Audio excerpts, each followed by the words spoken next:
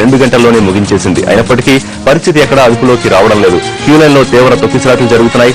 సందు దొరికిన చోటల్లా క్యూలైన్లోకి చొరబడిపోతున్నారు. ఆడా మగా అన్న తేడా లేకుండా బారికేడ్లెక్కి దూకుతున్నారు. వారిని నిలువరించడం ఇటు పోలీసులకు కూడా సాధ్యం కావడం లేదు. ఇక క్యూలైన్ లోపల పరిస్థితి నరకప్రాయంగా మారింది. ముఖ్యంగా చిన్నారులు, వృద్ధులు నానా యాతన పడుతున్నారు. చిన్నారులు నలిగిపోతున్నారు.